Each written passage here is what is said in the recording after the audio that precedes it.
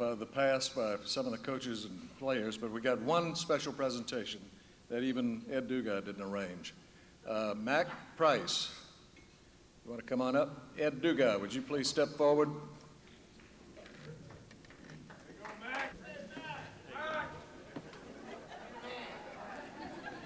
Hi, Mom. Hi, Dad.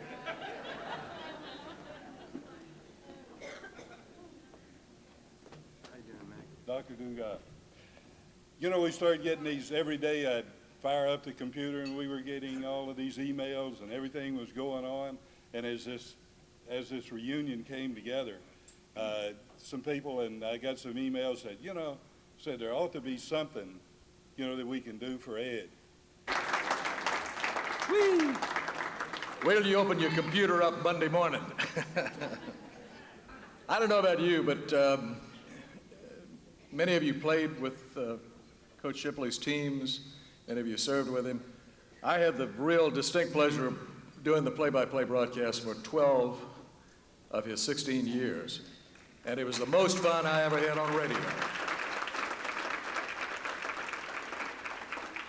We're going to break those 16 years up into 3 different segments and have people from those segments come up and talk about them. It seems like the price is right, so let's have Randy Price up now. Randy was here, of course, in the early years of Beryl Shipley, and he's going to tell you a little bit about that. Thank you, Ron. Ed, again, thank you very much for what you've done to make this possible. I know that a lot of other people helped you, but without you prodding them, I understand that it probably wouldn't have been done. You know, in the 1950s, there were a lot of changes going on in basketball. You know, it went from, many of you remember the old overhead set shots, the one-hand set shot, to the jump shot. The jump shot made the running game possible. You know, and we were very fortunate here at this school to have some great jump shooters. You know, Bill McCarris came and perfected the jump shot for us and brought some great years for us. Then we had Bo Lamar, who made an art of the jump shot, and I know all of us have enjoyed seeing him. But during this time, as we went on, as it changed, the philosophies had to change, and there was a change that was made in coaching here, and Coach Shipley came. Now, Coach Shipley came, and there was a bunch of us sitting up here in the front that he didn't really bring. Most of you he brought. Some of us just happened to be here when he got here. So the rest of you can kind of look. The rest of us here, you know, we came, the big change made, we went and had a 3-19 season in the 56-57 year. We all came in August, a week before school started, to meet Coach Shipley. We thought we were going to have fun and games. We showed up for the first day for 10 o'clock for a shoot-around, introductions. Introductions lasted about 3 minutes, and the shoot-around lasted for 8 hours. And after that, he told us to be there instead of 10 o'clock, to be there at 9 every morning. At that time, football fall practice was going on. They were having 2-a-days. We only had 1-a-days. They just lasted all day. As he got to looking at us and working at us, he made us work a little bit more, finding what he had. You know, he was lucky. He brought in a contingent from Kentucky to go along with Gail Bro, Durwood Duke, Rennis McKellar, Marion Stewart, Doug Atkins, Gerald Rayo, some of us that were here. And this was a time that he really changed the program. You know, from the all days, we got classes started, we got a break. We only had to practice from 2 till 6:30, and most of those times we didn't have to show back up dressed out until 7:30. It would last till 10 or 10:30. Now, I guess the thing is that I can't remember any of us drawing a breath that we weren't absolutely fatigued until the season started. From that year, though, we started with Coach Shipley. We went, 15-9, I believe, 16-9. The next year, we brought in Bill McHorris, Shelby Alls, Larry Seymour, Sammy Parker. We went 16 or 15 and 10, and from then on, the legend of USL basketball under Coach Shipley really started with these gentlemen. You know, there are a lot of things that that Coach Shipley did, and he was to all of us in the early years. You know, one, he was a doctor, and those of you that played probably understand that. You know, turned ankle, twisted knee, broken leg, run it off. You know, just run it. He was also a psychiatrist. You know, one of my players I played with, he decided Coach Shipley was kind of chewing on him a little bit too much. Chewing him out, and he, after halftime, getting chewed out good, rest of us went out to warm up, glad to get out of there. And he stayed around, and he said, Coach Shipley said, I need to talk to you. Coach said, okay. And he said, Coach, you know, there's some people you can chew out and it makes them better than others. You just shouldn't chew out. Coach Shipley said, is that all? And he said, well, yeah. He said, okay. He said, go down and sit at the end of the bench until you feel like I could chew you out again, and then you can start playing.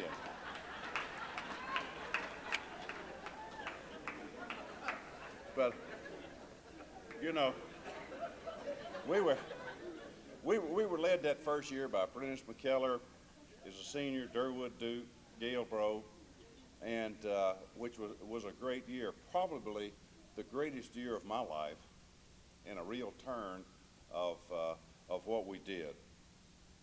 You know, another thing that he was he taught things like the running game, and with the running game, he believed in 2 passes and be all the way. You had to have that ball 2 passes to the other end of the court.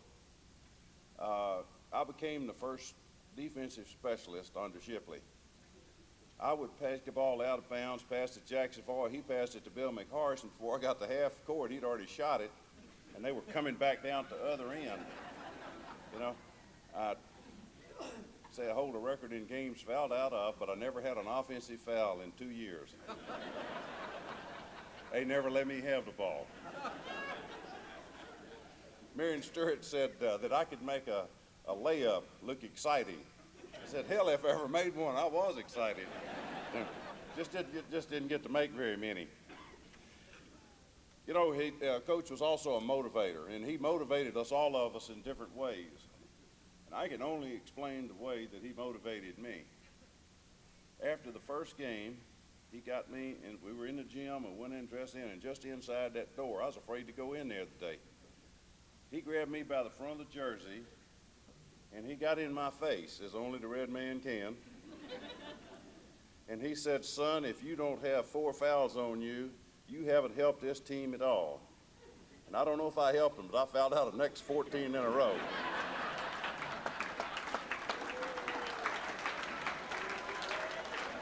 Another thing and they gave me 2 minutes. I've got, what, a minute left?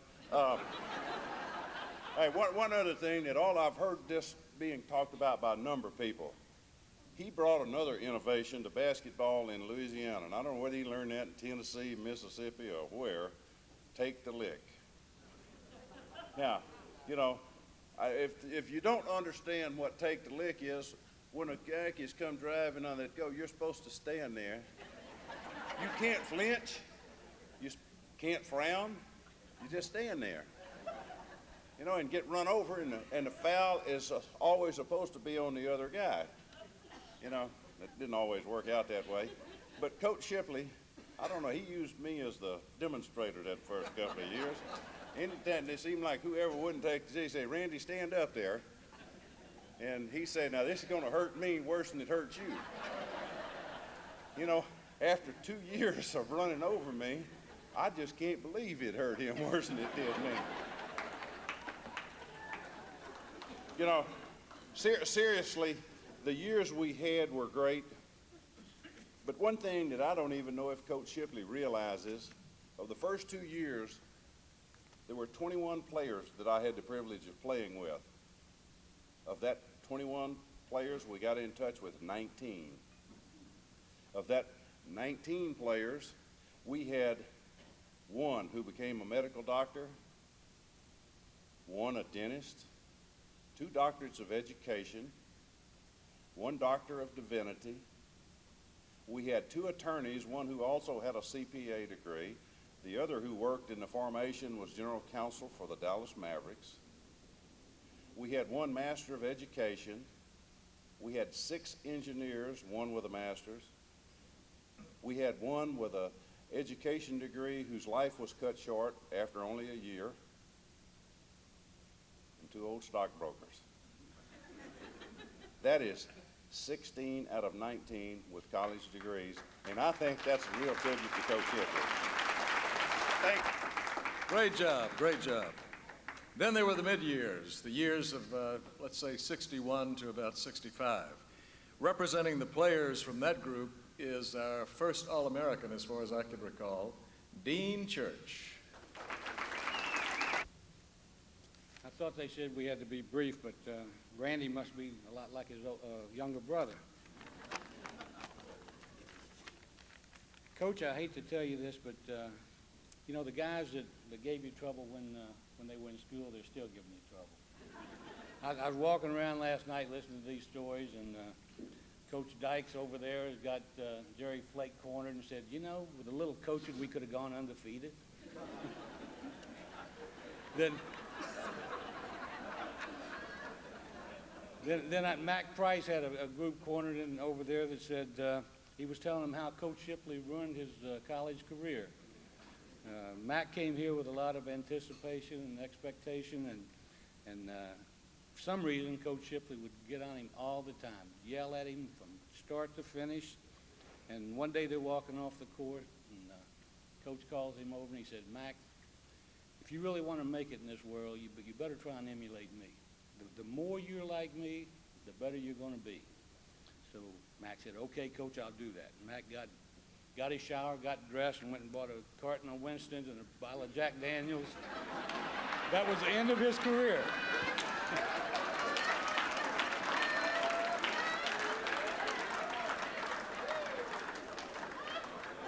You know, I was trying to pick up some stories last night to have something to say tonight, and with all the derogatory things I was hearing, Coach, I couldn't use them.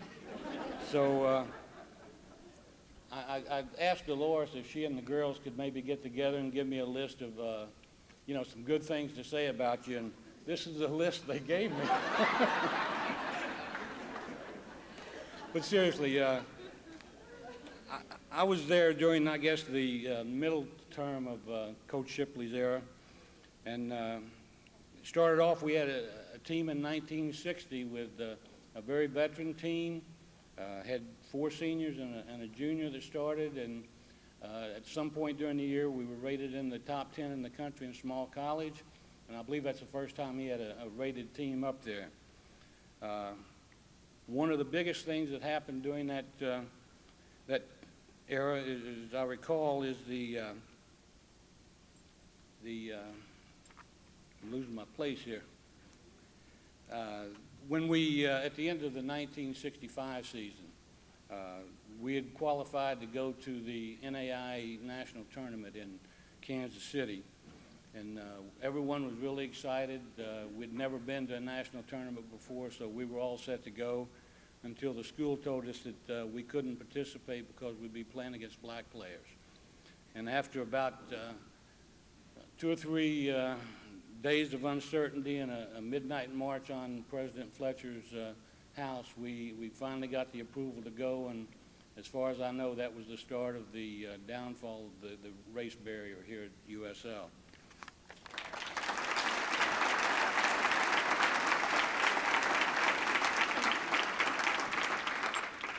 And the note I got says that there was 297 victories. That's a lot of victories, no matter how you look at it, and everyone in here should be proud of it. But it pales in comparison to the number of young people that Coach Shipley helped during their lives. Everyone in this room, I'm sure, has a Shipley story. And in my case, he turned my life around to get me in the right direction. And if it hadn't been for him, I'd probably be digging ditches today. But we all should be very fortunate for the time we spent with Coach Shipley. As we look back now, it's really not that important whether we were prepared to play Louisiana Tech or McNeese. What's important is we were prepared for life. Thank you, Coach.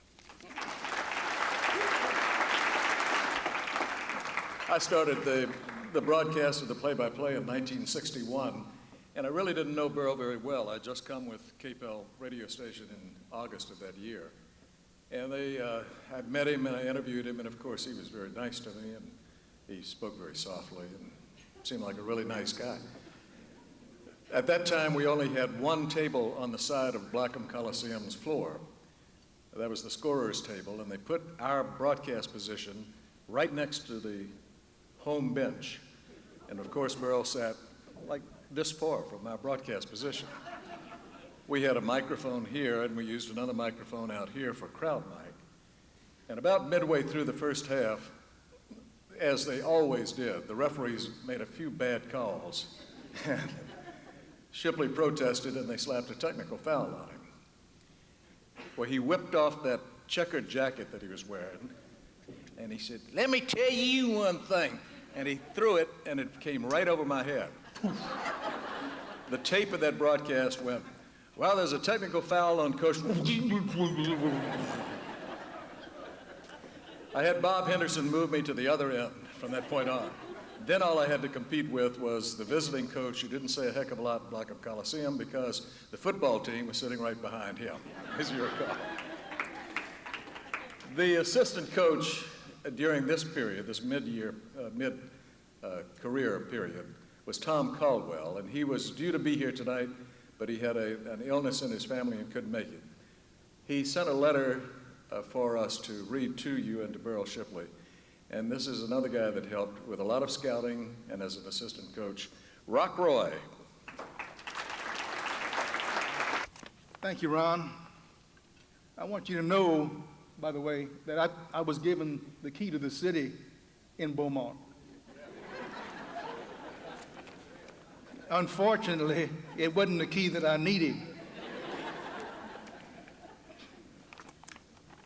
Tom sent us his regrets on not being able to be here tonight, and I'll read his email to Ed.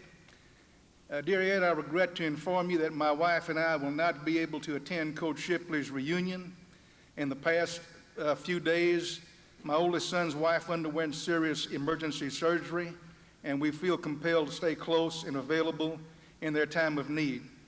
Please convey my regrets to all in attendance. I will call Coach and inform him personally. Give him our very, very best regards to everyone, and special thanks to all who have worked tirelessly to bring along a long overdue tribute to a very deserving man. And I'm reading his words now. As I begin my 44th year of coaching basketball at every level, I hereby honor the one man most responsible for teaching me my profession. My own father aside, I can honestly say that no one has had as much impact on my life as has Coach Shipley. He is my teacher, my idol, and most importantly, my friend. As a coach, Ship was a master psychologist, an expert teacher, and the hardest working man I have ever known. His personal traits of mental toughness, courage, intelligence, and tenacity are known to all here. But his fairness, even toward Jimmy Dykes, and his compassionate charity are what set him apart in my mind. He took care of his players and coaches. Years ago in the preseason, we were scrimmaging the University of Houston in the old gymnasium. Guy Lewis was their coach. The plan called for a 2-hour session on Friday evening and a similar session on Saturday morning. Toward the end of the Friday scrimmage, marked by fierce contact throughout, our Ray Jarbo punched their gigantic 6'7" postman. Now, you got to remember, back in '63, 6'7" was a big guy. Today, maybe a 2-3 swing man. And he put this guy out on his butt. That effectively ended the Friday night scrimmage, and both teams retired to the showers. Well, in true form, Coach Shipley was very concerned that the Houston kid would kill Jorbo in the Saturday scrimmage. So he sent Jimmy Dykes and yours truly, me, both assistant coaches, to stand outside the Houston locker room door with instructions to inform the Houston stud that Jorbo was the reigning Golden Gloves champion in all of the Commonwealth of Kentucky.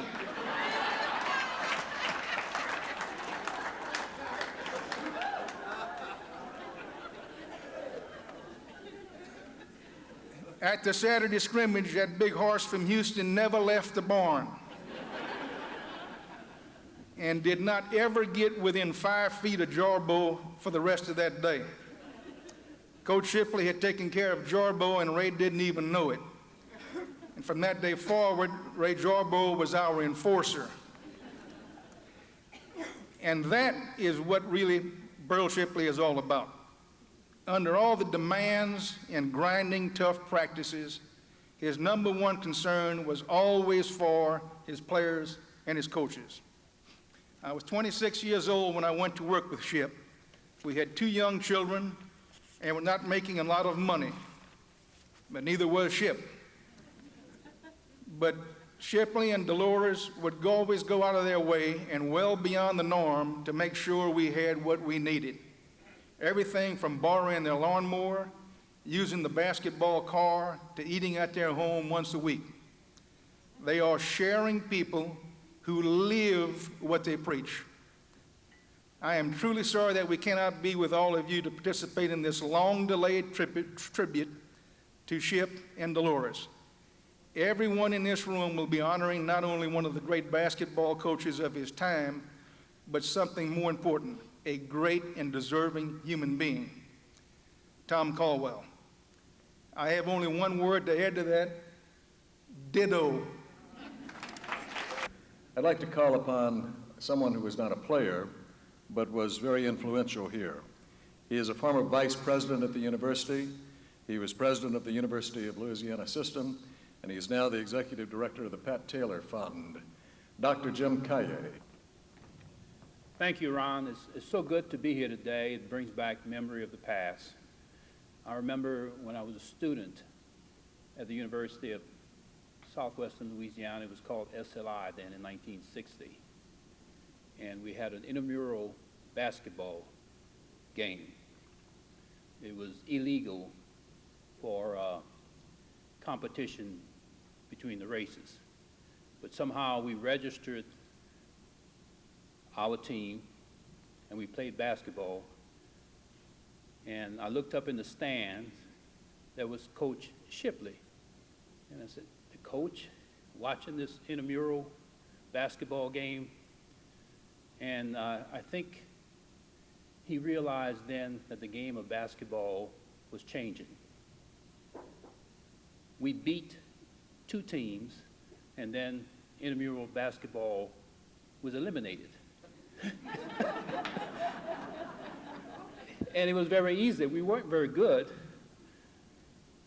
but the white players were set shot shooters, and we were run and gun players. We stole the ball from them, and we drove to the basket, and that's how we beat them. But I think the coach realized then that if he was to continue as a world-class coach, which he was able to win with all white players and compete very well, that he needed to change the game of basketball. And he brought the black players to the university. That had a profound impact on the university. He had to go outside to get support in the black community, black businessmen, to help him to make that transition. And one of the gentleman who understood what was happening was James Carlton James, John Carlton James.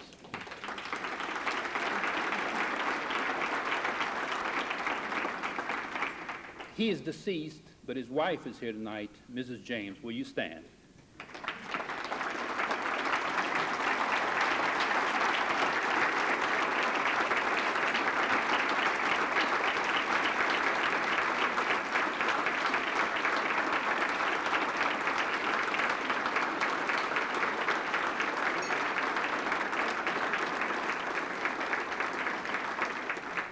I can recall just a few years ago, prior to his death,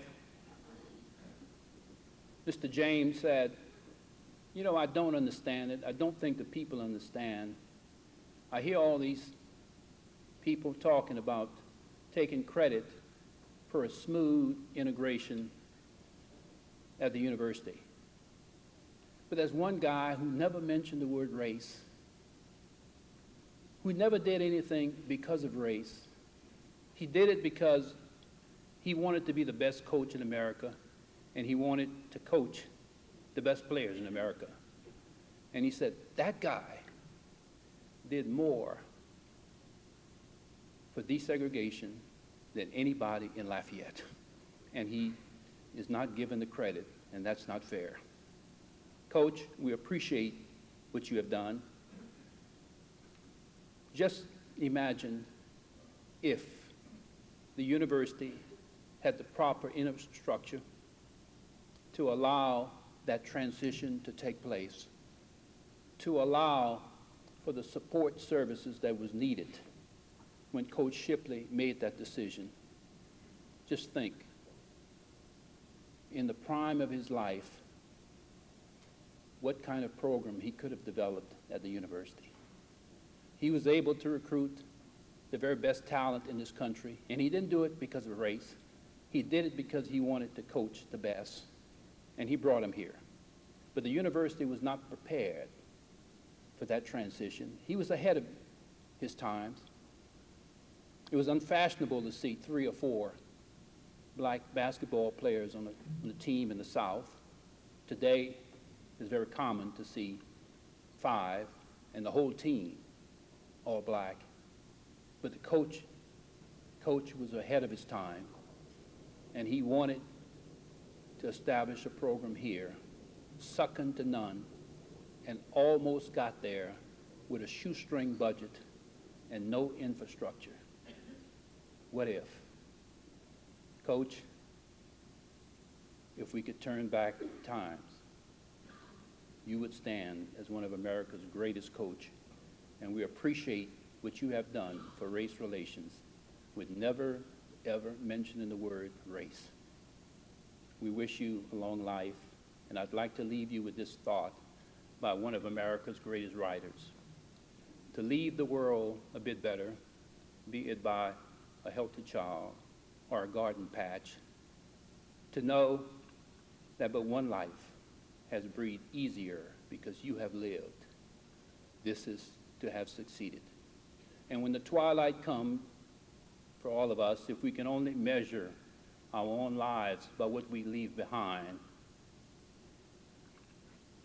then we can determine how successful we were. And Coach, if you were to measure your successes by what you leave behind, you are truly an unsung hero. Good luck, and thank you.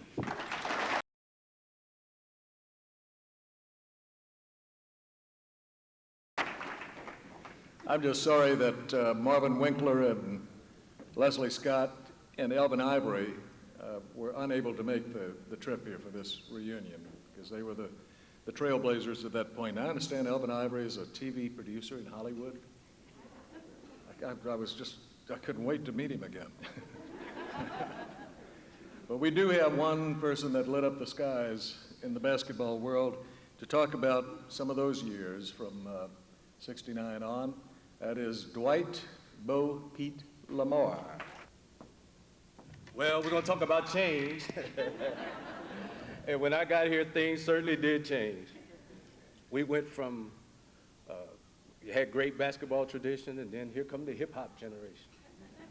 Coach Shipley was blonde before I got here. I turned his hair red.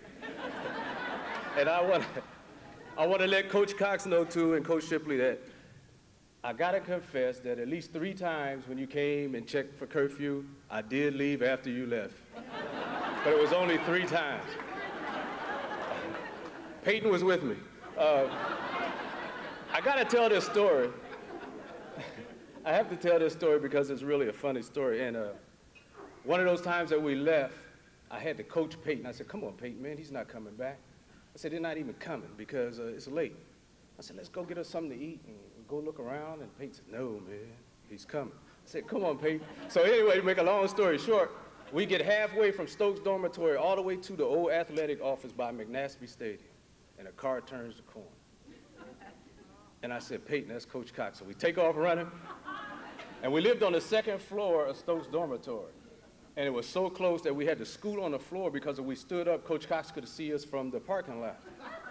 So he knocks on our door, me and Peyton sitting in there. He said, what you guys doing? I said, we're studying.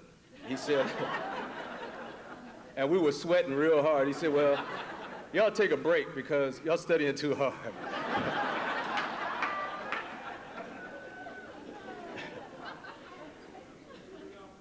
But I want to say some things about Coach Shipley that a lot of people wasn't going to say, but they're kind of still scared of him, but I'm going to say it.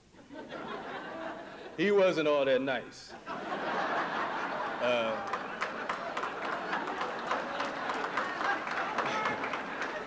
We practiced in the old men's gym. He would shut the windows, put chains on the doors, and wouldn't let you get a drink of water for an hour. He couldn't coach in these days now. Another thing about Coach Shipley was he had this way that he would just tell you exactly what he felt. And some people couldn't stand that, and I was one of them. For 4 years, I had to hear this man tell me to take a lick. I had the privilege of really being a family-oriented university, and Coach Shipley had a lot to do with that. And one of the players Friday night wasn't there, and his name was Denny Wright. So somebody asked me, where was Denny? And I said, well, he's probably running around Blackham Coliseum because that's what Coach Shipley always had him doing. Denny's a coach now. And one day at practice, I don't know whether Coach Shipley forgot about Denny running around there or he just didn't care. But after about an hour, I said, well, Coach, I think Denny ran enough. And he looked up, and I guess he let Denny come down. But that's the kind of coach Coach Shipley was. Seriously, I did a lot of things to Coach Shipley, not really bad things, but didn't always do what he told me to do. And I just say that I lost my father when I was 5, and Coach Shipley filled that void, and I treated him like a parent because I didn't listen to him. But all of us do love you, and I hope I can play golf Wednesday because at least I get to yell at you like you used to yell at me. Thank you. Beryl and I have been making the circuit in preparation for this on radio and television stations around here. And somebody asked him the other day if he ever had to pull Lamar out of a game. And he said, well, we had to take him out every so often to rest his arm. The guy that I remember most of all as the guiding force behind Beryl, who was a male, other than Dolores, that is, was Tom Cox. Tom came here and really lit a fire as an assistant coach. So we'd like him to come up and tell us a little bit about how it was to be the assistant coach to the one and only Beryl Shipley. Okay. So I asked Ron more than once to put me last in the group of players and assistant coaches that was going to say something because I thought I could cheat. They told us we'd have 3 or 4 minutes, and I thought I'd have a little more time. I said, Ron, you have to realize that I was with Beryl Shipley and USL for twice as long as any player, probably 4 times as long as any assistant coach he had. So, I think I deserve a little more time. Ron said, Coach, you understand, don't you, that Coach Shipley was at USL twice as long as you were, and he's speaking last? I needed to take this opportunity to say some things that I've never said before. And when I think about the people that have had a really positive effect on my life, and I eliminate the obvious, God and my parents, I come down to two people that and I know that Beryl won't object to me ranking him second. He hadn't been there too many times in his life. But when I've had to face the tunnels in my life, as all of you have, there's always been that constant bright light in every one of them.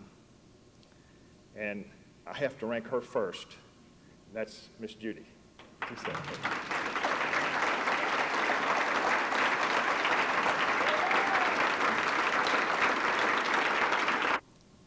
I need to thank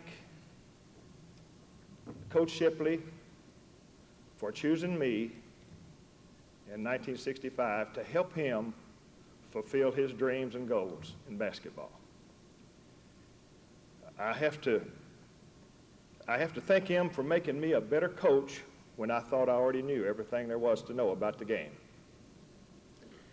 I have to thank him for creating name recognition in this community that I was privileged to ride the coattails of, that's been primarily responsible for me being successful in business in Lafayette.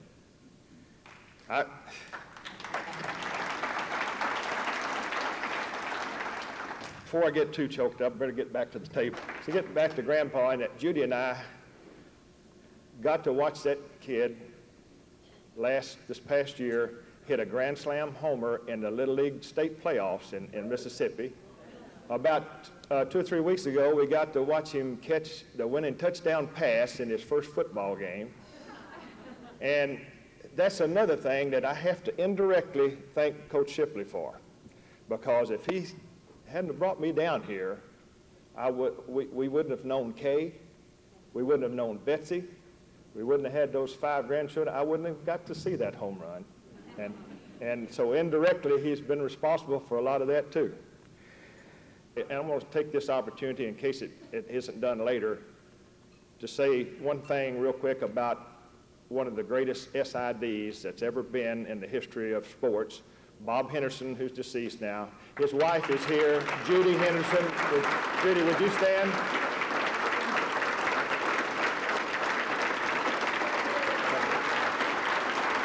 Just about anywhere in the country, they made the decision to come here. They listened to our stories, and they listened to our song. And we can't say enough about you guys that made that commitment to come here and help us do what we wanted to do. One little short story, and then I'll finish, and this is for all you players, because I couldn't tell you this before. This is a story about the guy that died, and he gets to heaven, and St. Peter tells him, says, look, we give you a choice here. We want you to know what you're facing, and we give you a choice. So we're going to send you down to hell to see what that's like, and then we'll bring you back. Put him on the elevator, they send him down, he gets off, and there's the most gorgeous golf courses, beautiful people, great food. The devil's a nice-looking guy, and he just has a blast for about 3 days. Gets on the elevator and goes back to heaven for about 3 or 4 days. He's sitting around listening to harps, and nothing to do, whatever. So finally he gets to St. Peter. He said, I don't know if you're going to understand this or not, St. Peter said, I've chosen hell. Said, I need to go. And he said, that's your choice. So he takes the elevator back down. When he gets off, the most desolate-looking place you've ever seen. There's it's fires burning everywhere. The people are all coming. The devil looks like the devil. He looks at the devil and says, I don't understand. I was here just this past week, 3 or 4 days. It's the most gorgeous place I've ever seen. Everything was beautiful. And you were even a nice. The devil said, hey, that was during your paid recruiting trip.